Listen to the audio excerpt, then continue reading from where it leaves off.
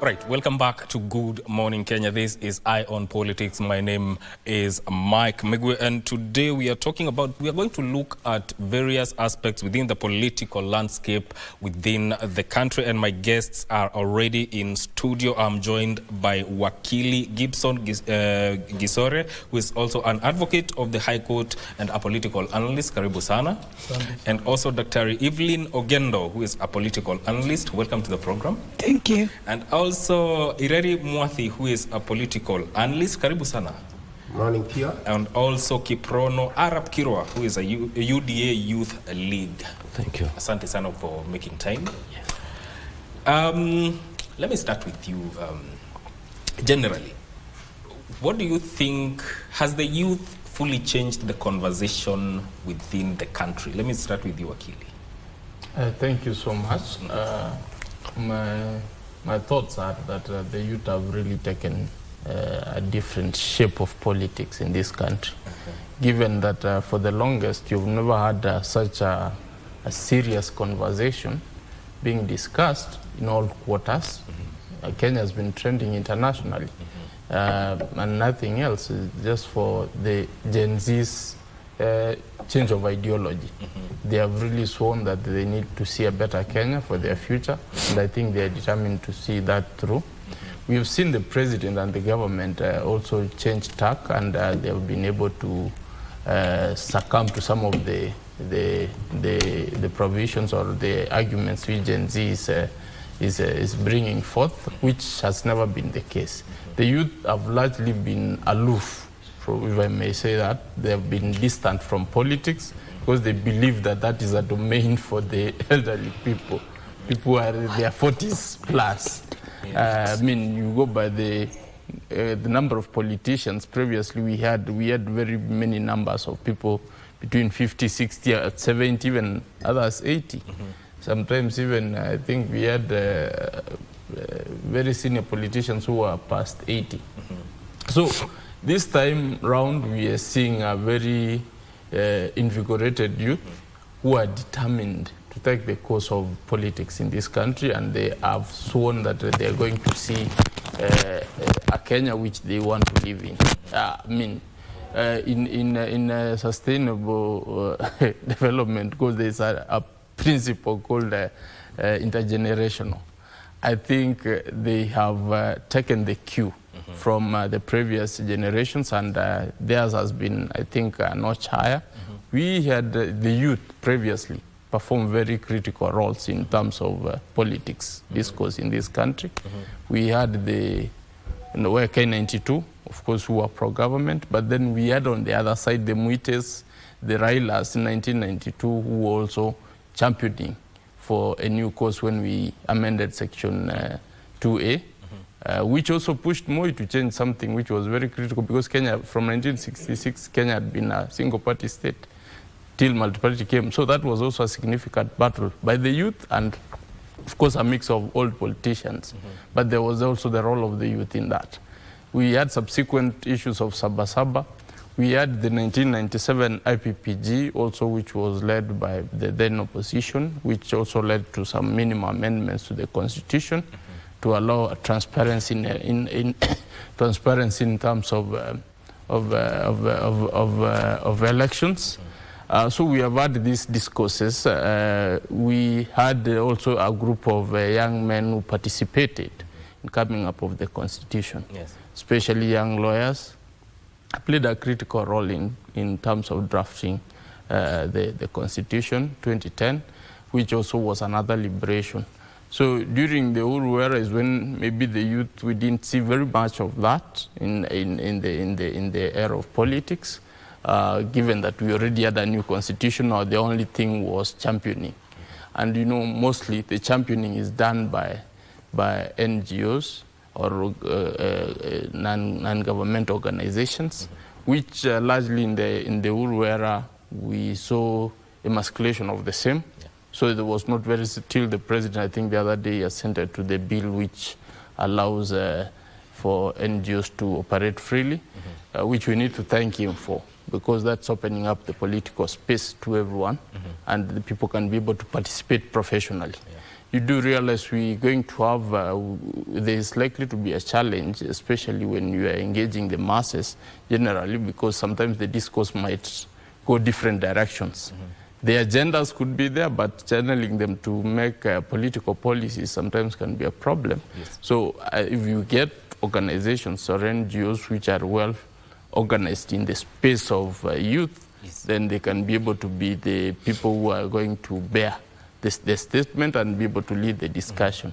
So that because the youth largely from where I stand is they felt that nobody is speaking for them. Yes. Because largely the space of where people used to speak for them, yes, does not exist. Yeah. Another thing, Kenya has also played a very critical role in having a youth which is very enlightened. You remember the investments from the free primary education when Kibaki came into power. Then we had, of course, the free secondary during the Uhuru era largely. And then universities entrance from the Kibaki era has also been voluminous. So yeah, that leads to or brings to forth a lot of enlightened young Kenyans who are largely unemployed. And especially the economy should be growing in the same tandem with the youth, but it's not. Yeah. Actually, we're making backward slides. And that, of course, leads to very enlightened people, no jobs, who only have their phones, and then they can just get into social spaces and then start to champion some causes they believe in. And that has really done something. And I mean, they've inspired a lot of people across the continent and even the world. Yes. And I mean, that's something I would want to say that Kenyans have stood out for. Thank you, thank you. Let me come to you, Kiprono, because you are in the youth league within UDA. What do you make of the kind of conversation that is going on right now as a result of the agitations by the youth? First, thank you for having me here. One of the things that I tend to agree with is that there is a change in conversation. It's no longer about where I come from, who I am, or where I'm going. Martin Luther King once said he had a dream of a country where his kids were going to be judged not by the color of their skin, but by the content of their character. So we're coming to times where the conversation had already changed. In 2022, remember in the run-up to 2022 general election, there was a change in conversation. It was between the have-nots and the haves.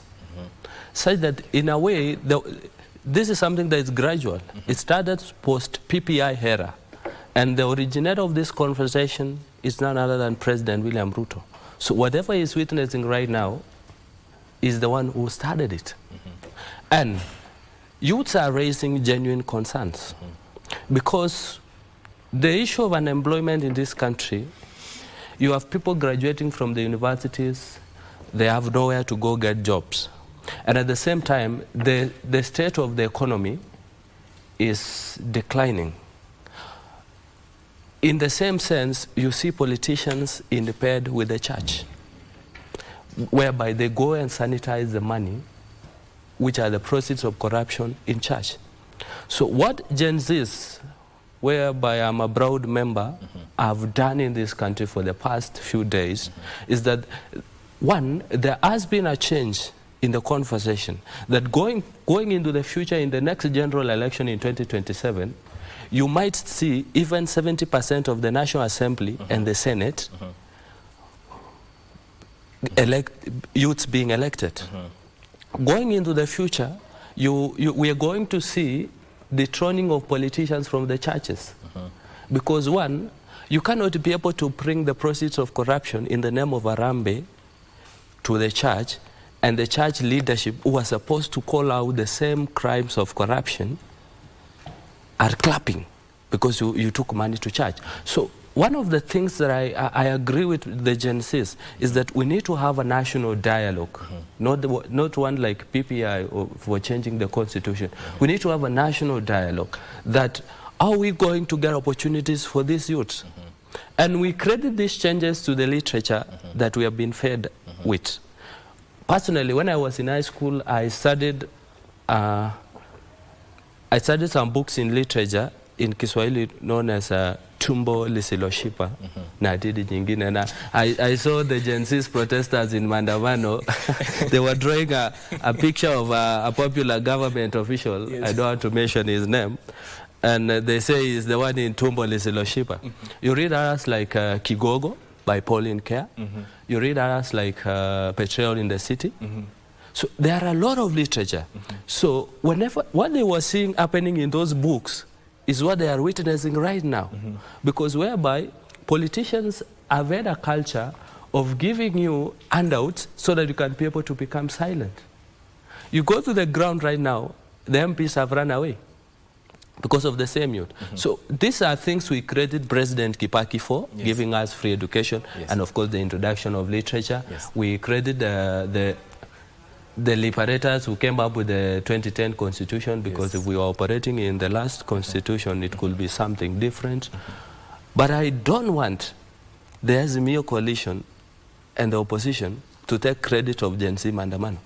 I have seen in your news, you will see Honorable Kalonzo Musyoka in Meru is speaking proudly of Gen Zs. He's part of the mess in this country. He was the vice president post 2008. The same thing with Raila Odinga, the same thing with Eugene Wamalwa, the same thing with Peter Munya. He was in the last government. So by the time, the good thing about Gen Zs is that we are leaderless. So by the time we disassociate ourselves from the comments of people like Honorable Kalonzo Musyoka, Honorable Eugene Wamalwa, let them focus. One of the good things that we have achieved is that the opposition has now become useless in this country. We the citizens, we the people, are the ones coming up to have the conversation. So the opposition has become useless in the country, and it's a good trajectory, because I don't see the use of opposition anyway. They have been there since 1990s, and nothing much has been happening. Right. But then, as Gen Zs, I want me to advise my fellow Gen Zs. We the people are the supreme. We have power. Article 1, Clause 1 says, sovereignty belongs to the people. But then we have self-imposed limitations that it shall only be exercised in a manner that is in accordance with the Constitution. So in as much as we agitate for our what we feel it's our right, one of the things that I want to urge all of us, let's get ourselves within the confines of the Constitution, and then we have the conversation going forward. All right. Yes. All right. Daktari, are we having a honest conversation as at now, as a country? I think the only people who are very honest are the Gen Zs. And I would say right now the conversation that is going on, I don't think that the narrative has changed. The narrative, it's on the way changing. So there are 1, 2 people are supposed to patch it up.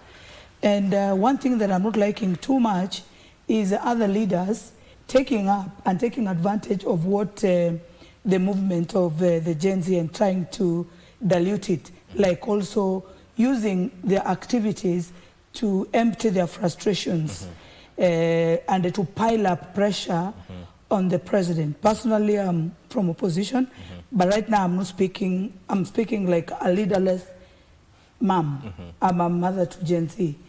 And what we are seeing, Toto wa nyoka ni nyoka, are you saying? You know, these children, they are not on their own. They have mothers, they have fathers, wherever they are. They have mothers, and as mothers, we feel what they are feeling. It's only that we cannot go to the streets with our children. But all Kenyans are oppressed. All Kenyans need answers to so many things. And when leaders are taking advantage of this, we should be solution-based. Not like we are seeing a situation, so we are using it as a platform to also bring on board our leadership frustrations from other quarters, or quote-unquote, trying to solve political wars or qualms with the president. What is going on in the country right now, it is as a result of historical injustices. It did not start with the president. The president has been in power for 2 years, but he's been part of this government from 10 years back, so plus the 12 he was the full boss. And then when he moved on board, all these leaders trying to look like they want to add fuel into these young people. Yes. They should instead join the president. Yes. And I would like to also talk about the deputy president. This is not the time to tell us about the Mount Kenya illicit brew. It is so untimely. Yes. And then the biggest question is, I would like to speak here not as somebody who is I like to speak like somebody who is neutral. Yes. I am not for or against. What I want is a solution.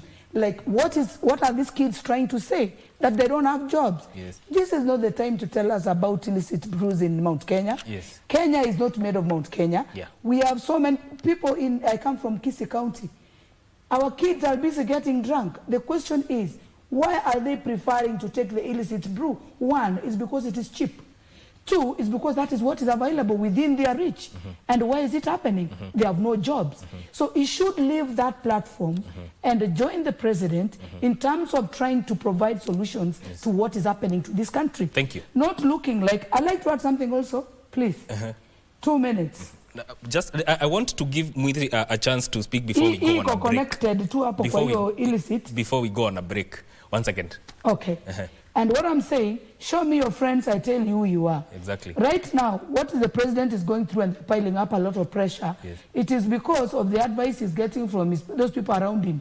And the president is working on what they are telling him. Things on the ground are quite different. I don't think those friends who are claiming to be their friends to the president, are really his friends. They should get out of that comfort zone and know this narrative has changed. Yes. So that they can join him to provide solutions, not to start saying, oh, the president, I know we are doing this to the president to get away with it. Yeah. No, we are not fighting any illicit drugs, illicit, I don't know what, alcohol this type.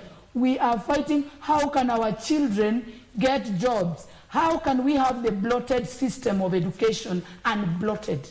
Yes. All right. We are going to take a short break, but I'll come back and start with Mwathi because I want to hear your views on that. But we'll do that after the short break as we also look at what is happening or is being reported in our local dailies. Don't go too far.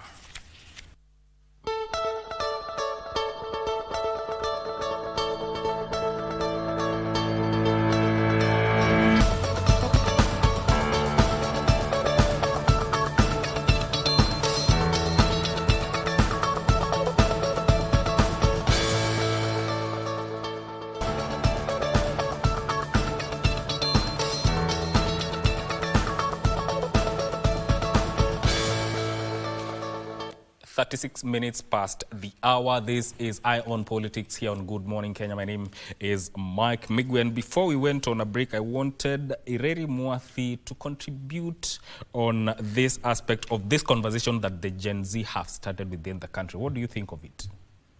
Thank you, Mike, and Fiora. I look at it in a manner that this conversation is going to bring transformative change, just like others have brought, like when we were agitating for the change of the constitution, when we were agitating for the change of the one-party system, when our forefathers were bringing independence into this. Because even the president himself admitted that it will no longer be a business as usual.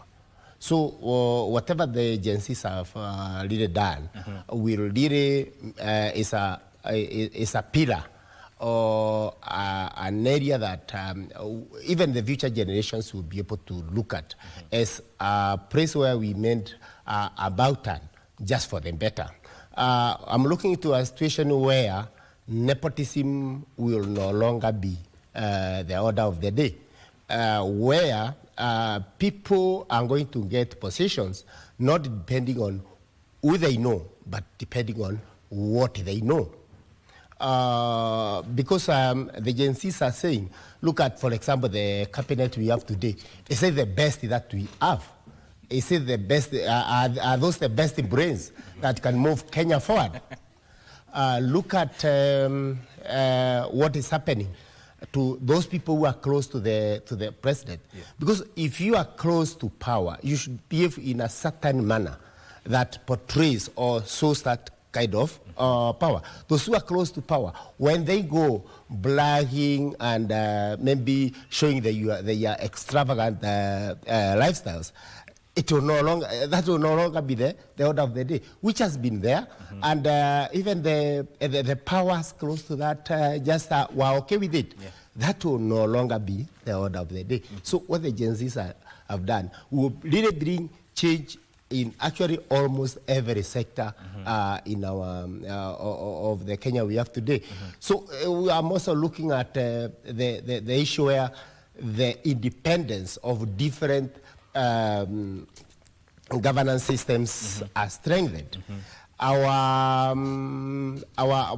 judiciary, our legislature, our executive, I'm looking at the independence, because there before the legislature has been controlled, maybe by the government, or rather the executive, such that whatever happens to the Senate, whatever happens to the Parliament, is what maybe the executive want.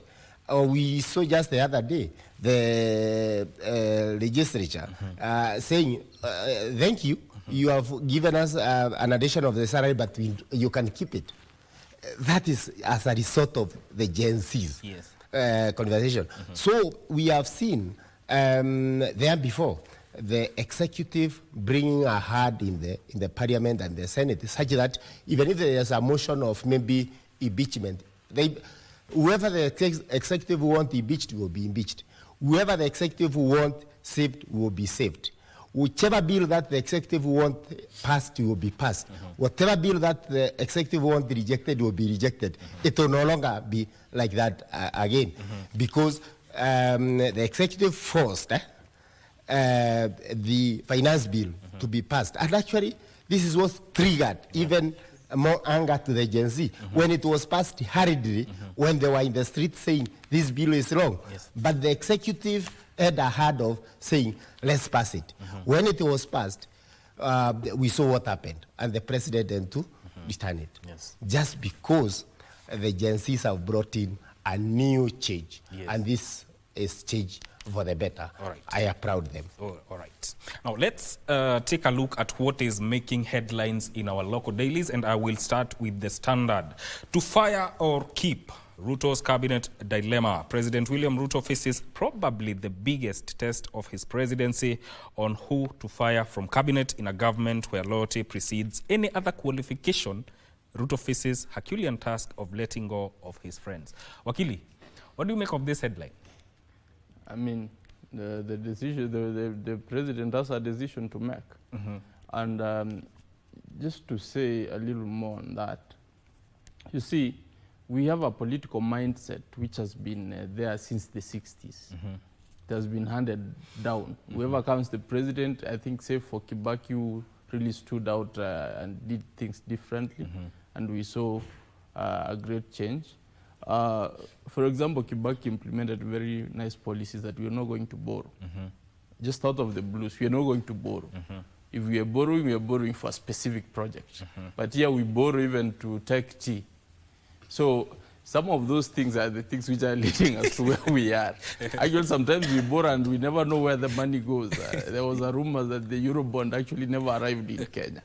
So, but we have paid for the same. So you know that leaves a very huge gap.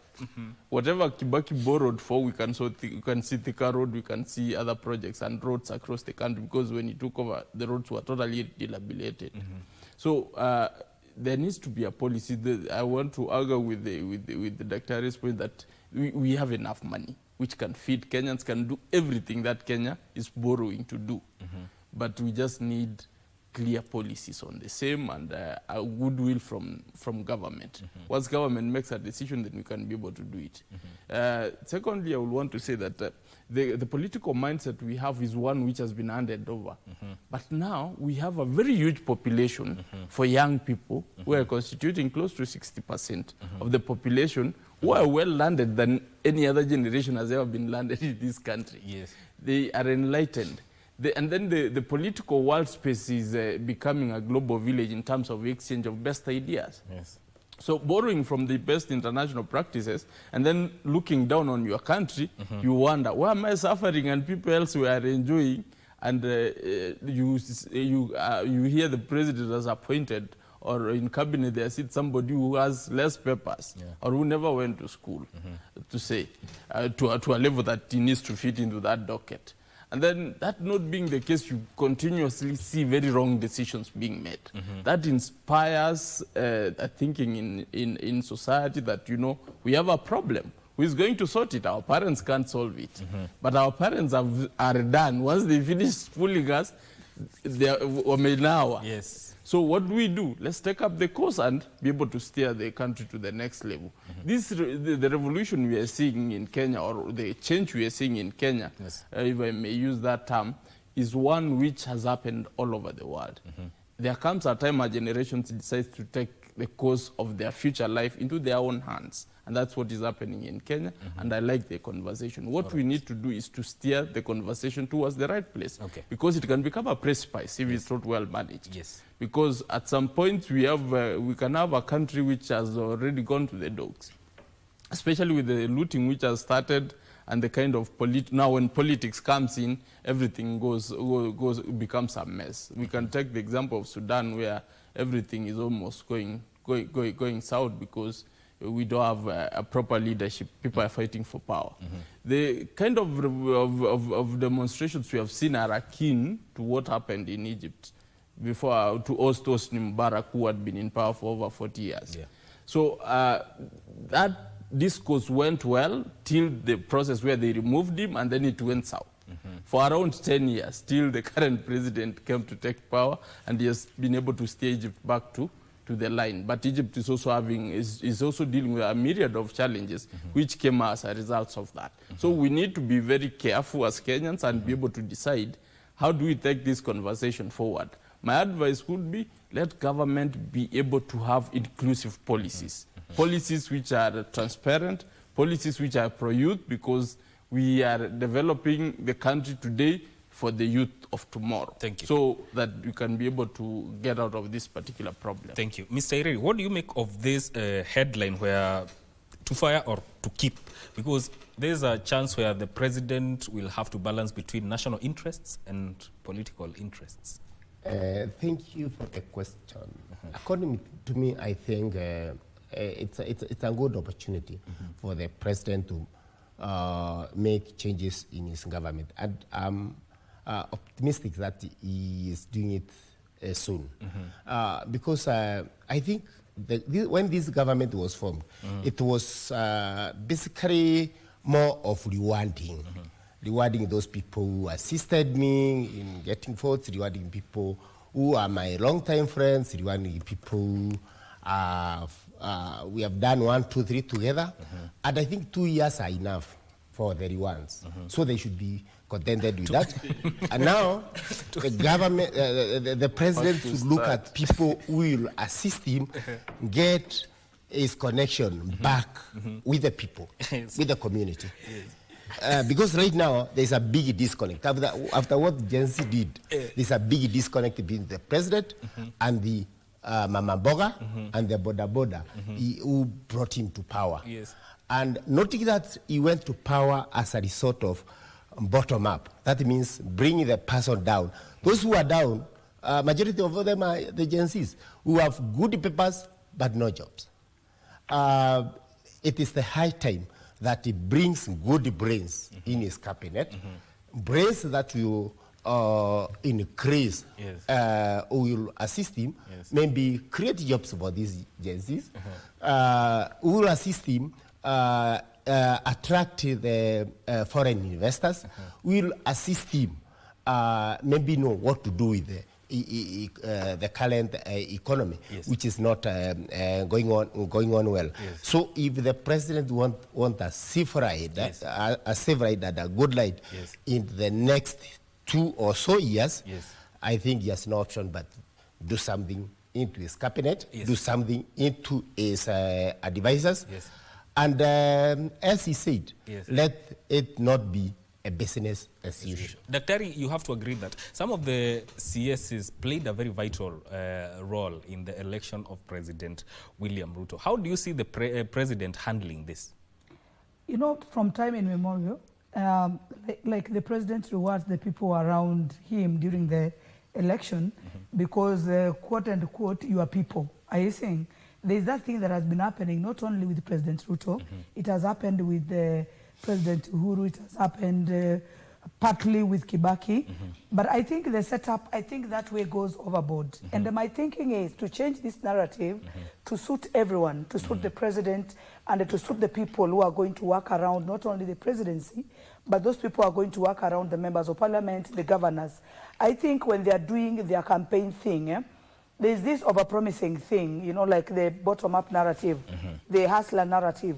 It's got so many people on board, and now I think it's as a result of their frustration that, and you see the government can be this, it's not everyone can fit in. So according to that cabinet, according to me, any president should employ somebody according to qualification, because you get me from food and nutrition, and then let's say you give me, I'm not saying the one who is there, that's what he's doing. Yes. Let's say you take me to ICT. Yes. I have not trained, I have not had an opportunity to exercise what I trained, let's say in campus or something else. So that one makes the whole system be bloated. So there's currently, a mismatch. It is a serious mismatch. And then when it comes to that, and then it is based on loyalty, I gave you this seat. If there is a place somebody can change this narrative, in that, can we get experts in these ministries? If you are not qualified to be the minister for, and then you are put in serious dockets. You know, there are serious dockets. I do not want to mention them because those ministers will start thinking of anything personal with them, but have nothing personal with them. You have to be relevant to the ministry you are leading. You have to be relevant, like, you know, most ministries, the people who are active are the PSS, who are the accounting officers. The ministers, some of them are just rubber stamps who are there, who are just be rewarded because they were rewarded because of the part they played during the 2022 election. If that narrative can change, not with my friend, because this is also costing him his seat. And you see this idea of our young people, me, I like to persuade them to get what I'm telling them. This thing of Ruto must go, is it going to solve anything? Because the Ruto must go means deputy president is going to be the president. Are they aware of that? Are they going to embrace that? That's according to the Constitution, the 2010 Constitution. So I'm saying as we vouch ahead, let us be solution-based. Let us be like, what are we trying to solve and how far is it? No, like now the finance bill has been dropped. The biggest question in the House should be, what next that comes from the office of the president, so that people are not guessing, so that people are not adding the agitation. And then secondly, the first, second, I don't know, and third lady, the budget has been withdrawn.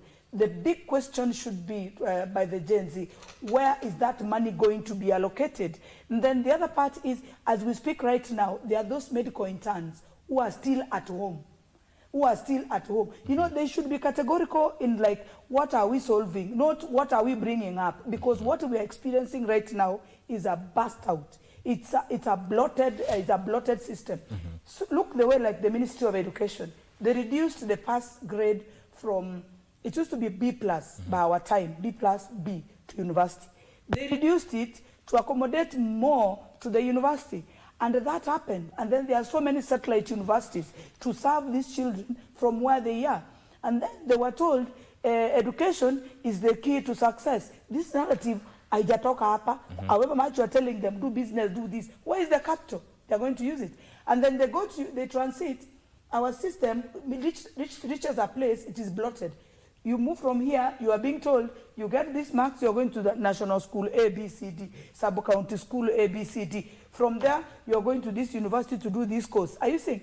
And then from there, you're not telling this child, where am I going? And blot the system. If you bring systems and then you want them to work for the people, not against the people. So that's why we have so many educated children outside here. They have the knowledge, they have nowhere to take it. And then the thing of... and then when we are diluting, the same system is diluting these degrees, this water and what have you. Well, we used to have systems. you have a certificate in a certain course. You are earning more, I'm earning more than a degree student. These children are working in private institutions and they are being paid mediocre amounts. And they have no one to complain to. They will not complain. They will work because the country has no jobs. Okay. What reason do you have to encourage somebody who has a certificate to work hard and have a diploma, to work hard and have a degree, to work hard and have a PhD? Because the system does not recognize that part. And that is what we like our system to recognize. Okay. Any system that is not recognizing, like in education. All right. Education right now, you don't even know how much is being paid, how much, big amounts are being told, this has been waived, this has been waived. What they don't understand, these children, what we don't understand is, this amount when you wanaambiwa according to your families. Why don't you have something uniform the way it has been happening and there was no noise? Okay. No, we don't understand how much money, we don't understand a private university, you don't understand a public university, because even a public university, you are paying even more for hostels. All right. You don't even know how those hostels are being allocated. Okay. Our children are living with families who are husband and wives. They are seeing all problems. So before he becomes a wife, she becomes a wife, or before he becomes a husband, he's already seen full-blown domestics. So what are we doing?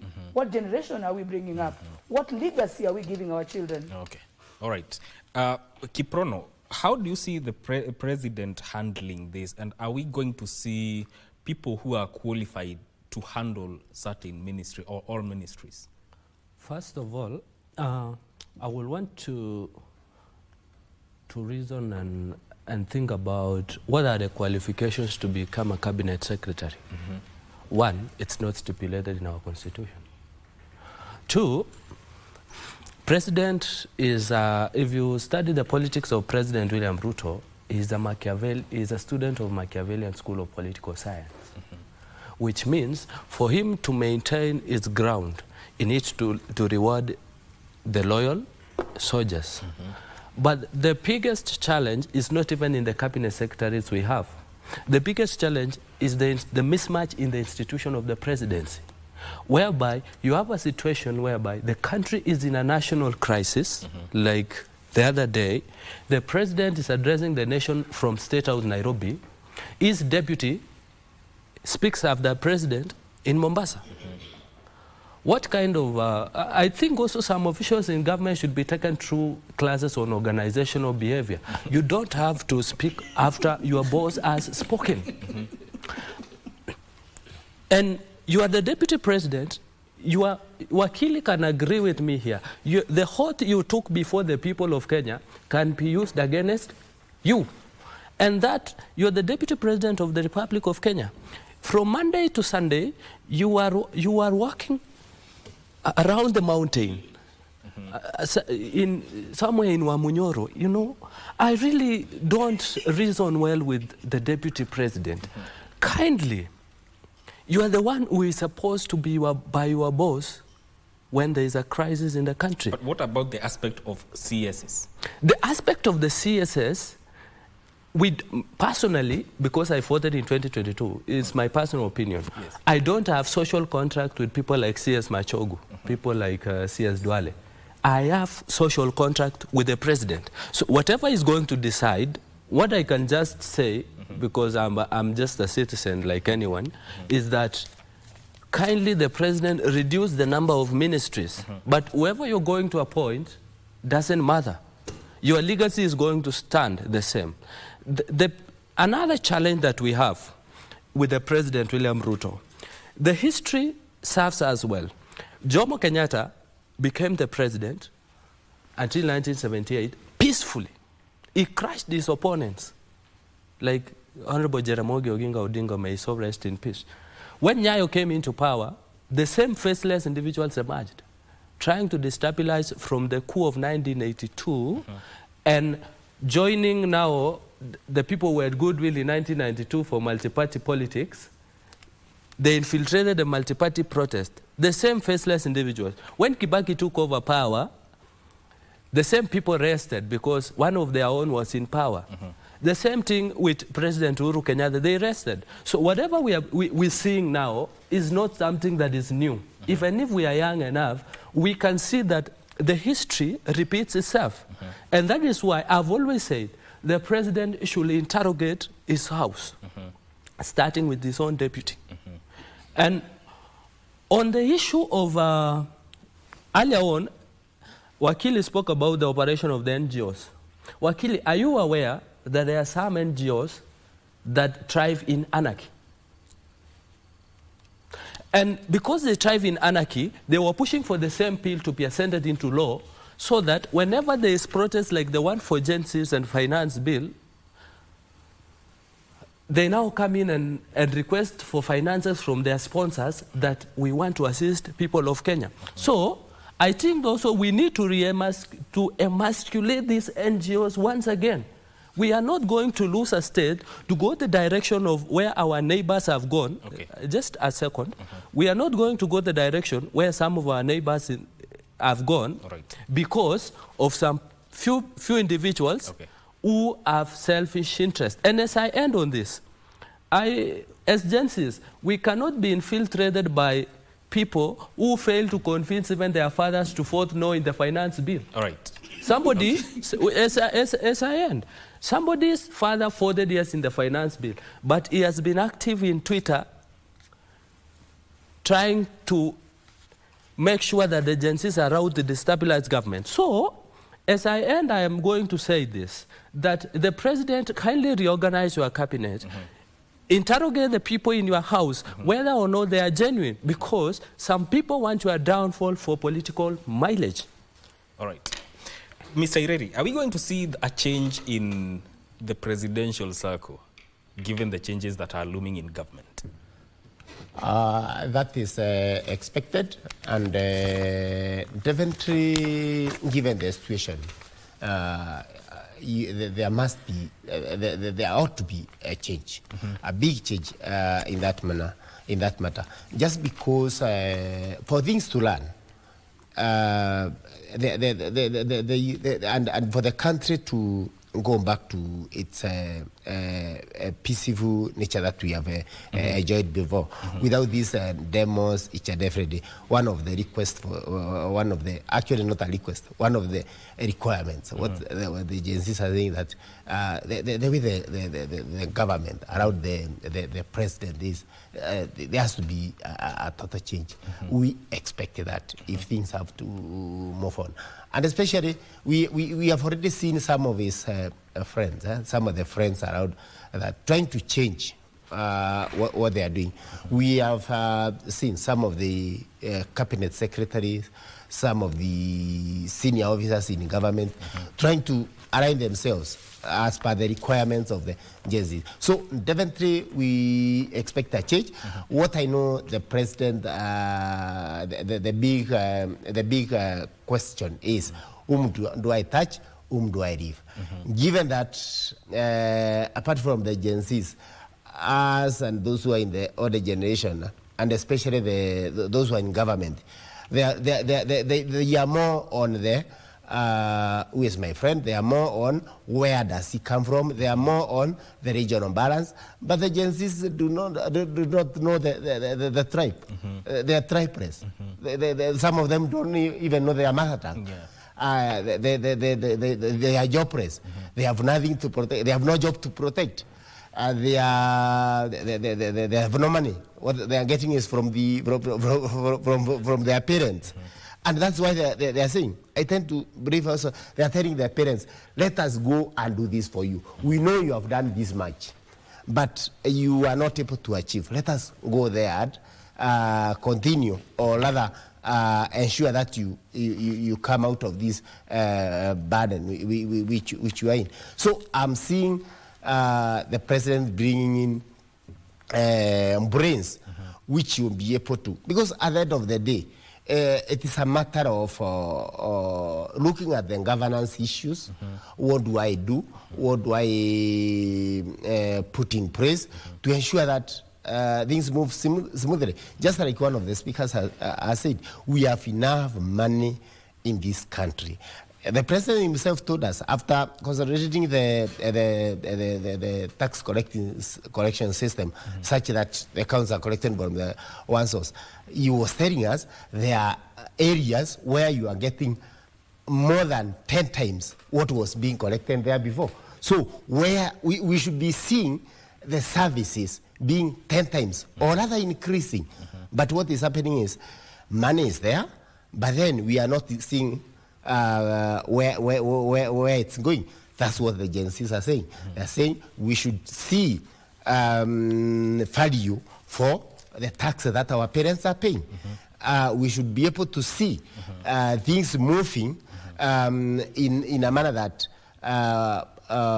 what is corrected and what is seen, the services that the government is offering, we should see them the match. Unlike what is happening, pressing more on the taxes, but when I go to the hospital, there's no medication. When I go to school, I have to pay more than even I was paying before, just like Dr.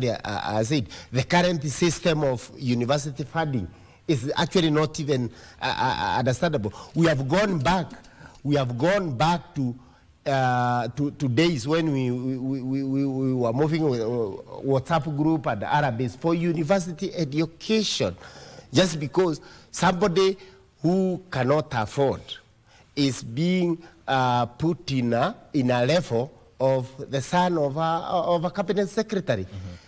Whatever they use, there is no transparency. There is no transparency in this kind of funding. These are the people who are on the streets. So we are likely to see the government bringing in brains which will assist so come out of this quagmire. All right. All right. Now let's cross over to the Daily Nation and look at what they are reporting on the front page. Inside MP's plot to grab state tenders, the Senate has given public officers, that is MPs, governors, CSs, PSs, and parastatal chiefs, a free pass to openly bag government contracts after dismantling a proposed law to curb conflict of interest. Wakili, this bill has brought about quite a conversation. What do you make of it? Yes, and that is a recipe for disaster. I think if Gen Zs were serious, that is also their next war should be able to be concentrating around that. That also is playing, if we play the clip backwards in the, I think either in the 70s or either in the 70s, I would want to imagine, there was a commission which was under the Mzee Jomo Kenyatta's cabinet, and a proposal was given that there's no problem in public servants participating in business. And that is why politics has gone to the dogs the way it has. If we separate money from politics, Kenya will be a very safe and sound country. Because we have one of the most enlightened parliament. The only problem is they are the people expending the money, they are the people allocating the money, and they are the people using the money. And then you add that to participating in government contracts, then it becomes a mixed bag. That is why it was very difficult for them to actually vote using their heads, because they have to vote using their bellies, because they go there to eat. You know, when money comes in, money is evil. It corrupts good morals. That is why some of them are still insisting, even if it comes back, I will still vote. Regardless that the president has said he has thrown it away, they are still insisting, because it was benefiting them. These extra monies, they knew they were going to get these monies in their bag, and they were to steal most of it. So that is where the problem lies. If we are going to go by that proposition, we need to amend that particular act to stop that, because we are not going to change anything in this country as long as public tenders, money is going to members of parliament's pockets. We are going to create a mess which is bigger than what we are dealing with right now. Let me cut it short so that we can go for a short break. We'll be right back, but we'll be back to continue with this conversation about this bill. Don't go too far.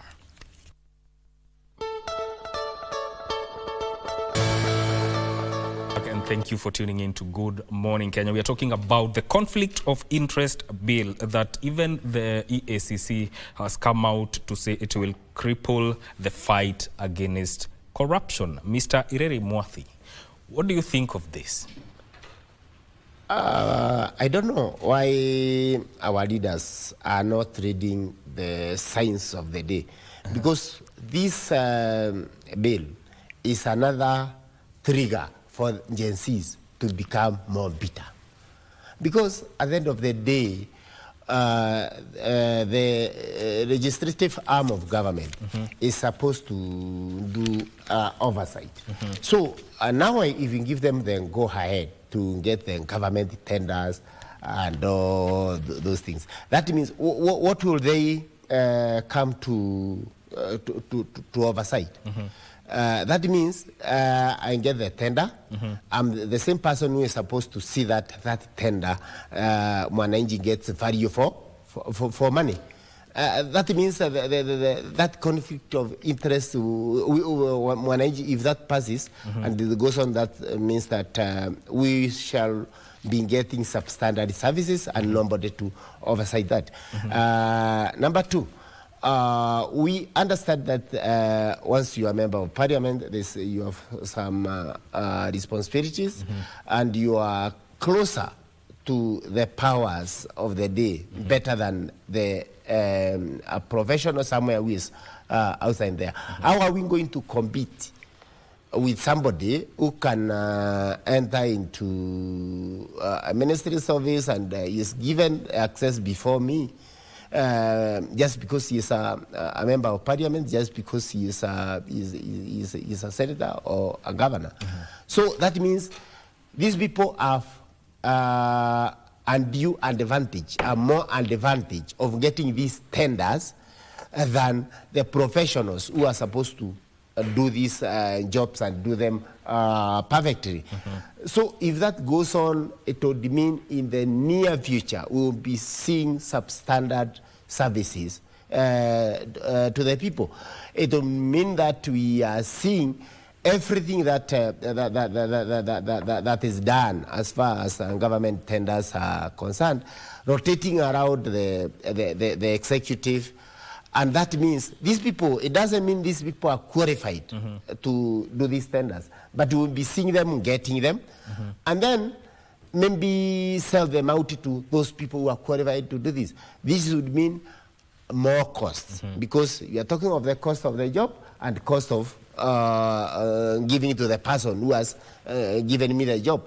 That means this is an area that should not come even at this time, because I am sure in a near future or in a communication of Gen Zs, we'll be seeing this triggering their egos and maybe even becoming more bitter about it. At the end of the day, let us know what to do and at what time. This is a bill that should not see the light of the day. Daktari, all hope now lies with the National Assembly to overturn the changes within the conflict of interest bill. What do we foresee happening?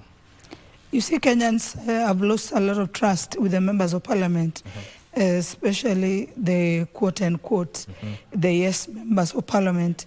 And just commenting on that headline, I think these members of parliament, the executive, have always done this work through their proxies, and I think they are just tired of hiding, and they want to formally come on board and use their companies and their sons and daughters to do the business. So what they are writing there, I don't think is something that is supposed to be debated on and agreed on, but it's something that has been going on. And now, like I said, they are tired of the hiding part. They want to do those things and make them look genuine. And I think that is very selfish, because in our country today, you see any young person who wants to be a member of parliament, because ideally they're not even going for those salary packs. Because most of the time you see, when you see a member of parliament, even seated anywhere in the hotel, when I sit here, my member of parliament is there, or whoever is there, ideally that person should pay my bill. There's that culture we have about politics. So we really need to change a lot. But that has been happening. And according to me, if you ask me, the other day I was seeing SRC trying to say that they are going to be an increment. I'm saying that's a very serious sabotage to the president. You're seeing what is going on. That's why these people who are just near the president. These people, quote unquote, who are working under the president and pledging their loyalty and everything, I think most of them are just so faked up. Because you are seeing what the country is going through. Who allows such a thing to even go to the news? Because you people, you are just given the news to air out what is from the spokesperson. In your right state of mind, these children are crying. These members of parliament, most of them, especially the young ones, the first timers in parliament, they're operating like socialites. You see somebody is walking, dancing, trying to show you my range, my what. What is all that? And then you are getting into TikTok, and then these people who are using their bundles have nothing, and they have better qualification than you, and they are aware. Those yes members of parliament are the biggest contributory factors to the Gen Z. Because you're coming to show hungry people how comfortable you are. And then that is the time you are coming to blot the news that, and then according to whoever is doing that, and then the next news, no, it has been turned down, to show Kenyans that at least we are with you. No, that is very big sabotage. Even what is there on that, whoever gave out the news, the spokesperson, is it, what is his name, Mora? Yeah, that is a very bad job done. Because you cannot give such news when the country is bleeding. Unataka kuwaonyesha hawa sasa zile kazi tumekuwa tukifanya fiche, sasa tutaziondoa huku nje, tutakuwa tukizifanya.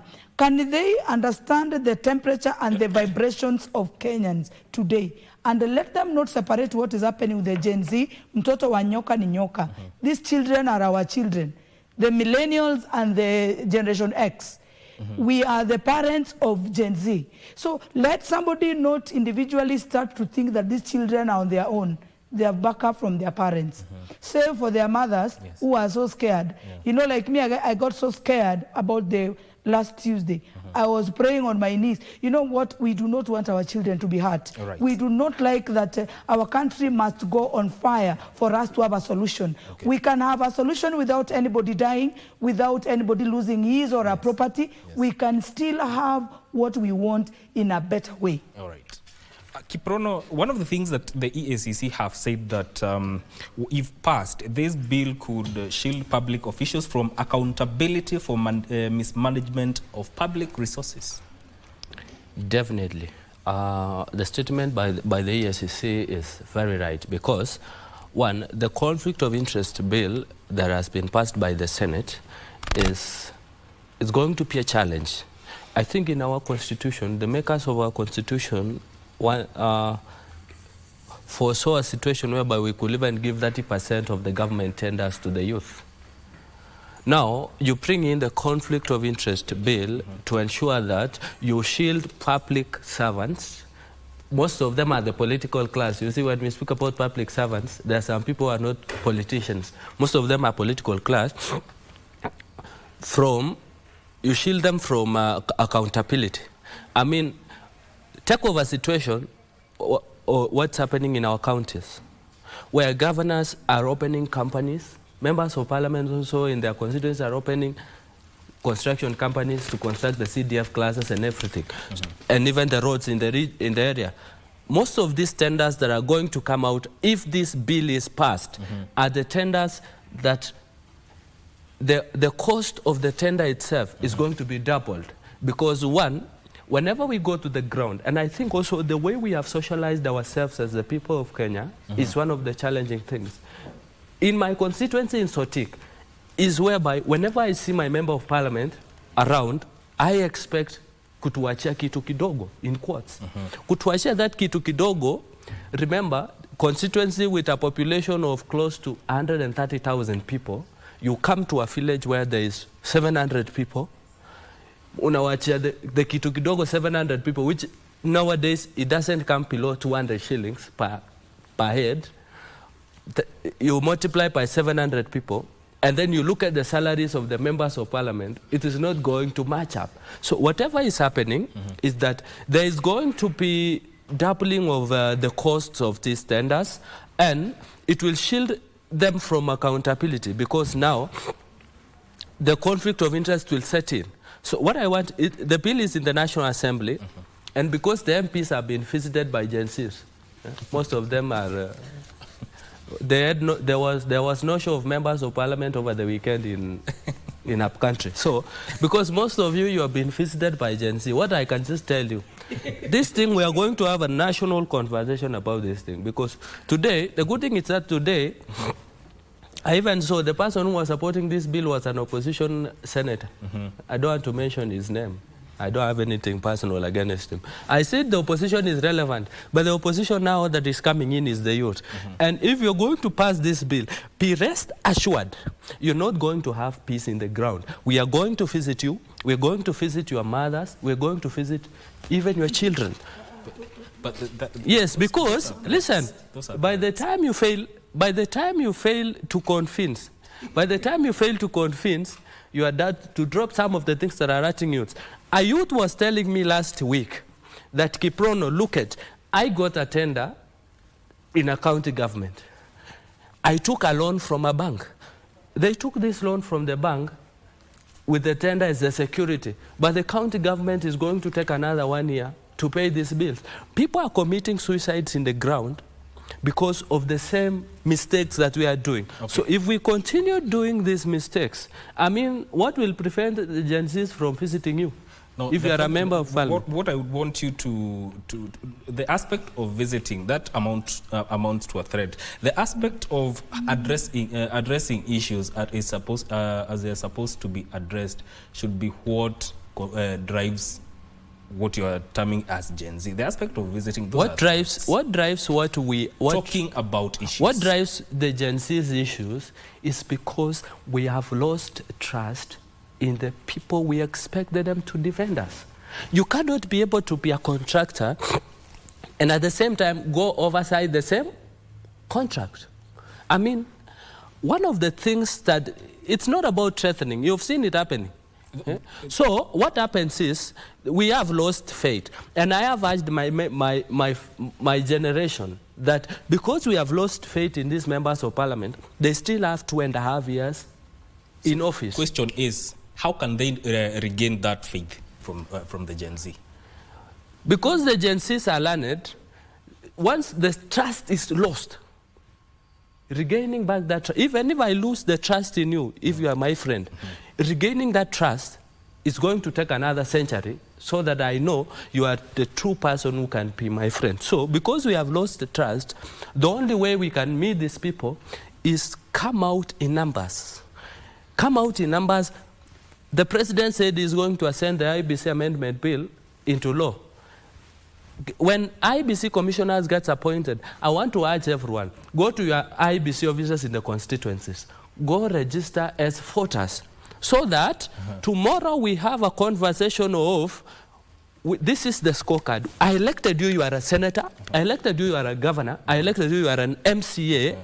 And show me, this was your manifesto because it's in the public domain. Yeah. What have you achieved? Yes. When the country was going to dogs because of the finance bill, how did you vote? So that we are able to use the right means to remove these people from power. Because anyway, these people are not going to trust these members of parliament anymore. Thank you. And you have raised a very important aspect of regaining faith. Wakili, how does the parliament now henceforth regain the faith of the electorate? I don't think there are other places that they can regain that faith. We just need these guys to go. I'm sorry to say that. And the sooner they leave, the better, because, I mean, the demonstration is quite clear. The other day I saw senators, the same senators who have passed that very controversial bill, which, according to where I stand as a lawyer and a legal advisor, that is illegal. That's against, it goes against the spirit of the Constitution. And I'm hoping once the bill is done with, because we can't count on Parliament, we're going to go to court to have it abolished.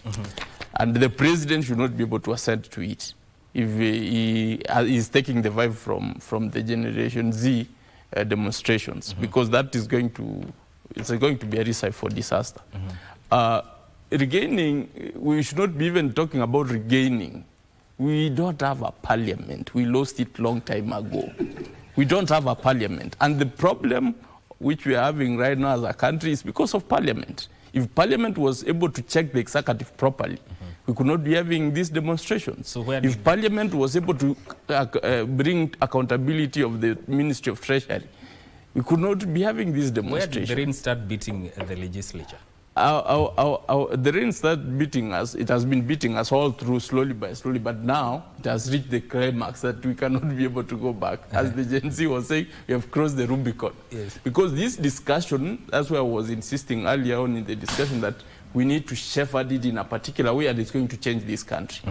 And changing this country is harnessing the potential of Generation Z or the youth who are learned by having policies which are youth smart. If we are going to have such policies with the kind of constitution that we have, we are going to change this country tremendously. We are basically going to skyrocket from where we are to a first world country. But we need an able leader, we need an able executive, we need an able parliament. The problem has been those three. Once those things are sorted, our constitution is well in line to guide us to Canaan, which we have been yearning to go to. So if we are not going to have, if we are having the kind of crop of parliamentarians which we have, of course we are sure we are not going anywhere with these fellas. And they're not going to make any new policies. Because they're not going to change their heads. Unless they cut the heads and put a different head, which thinks different, which is not possible. So we need to have a conversation of what is the role of Parliament and whether Parliament is fit for the purpose. It's not. President and his cabinet, let me also come to that. The President needs to also look at his cabinet, because this is the worst cabinet we have ever had since independence. If you look at the independence cabinet, they were well-landed guys, doctors. Even some of them were 28 years. The father to Senator Onyongo was 28 years and a doctor and a cabinet minister. Well-landed.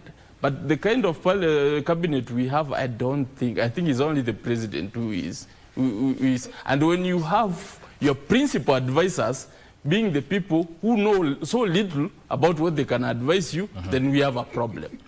And the president has admitted this publicly, that, you know, some of these people, he was actually telling them, some of you I know more than you in your ministries than you know. I don't know why I appointed you. So he should be able to take up the queue and fire these people, have people who are able to do the job.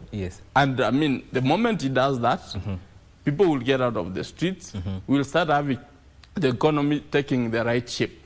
You've seen what has happened in South Africa. South Africa has been going through a financial crisis for the longest.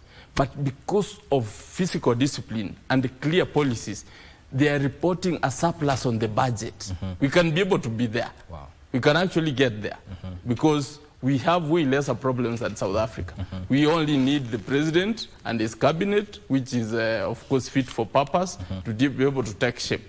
And then we have to have a clear conversation with members of parliament. We need to kick these guys out like yesterday. Okay, Daktari, naona you want to say something on this matter. To add on top of what he's saying, because it's so realistic. One of it, I like to also point out, one of the senators is giving clear knowledge, like information, what really happens in the government coffers. And then this senator, I don't want to use his name here, he'll decide I have something personal. You come here and then it's like you are adding the Gen Z's content on what else they need to protest about.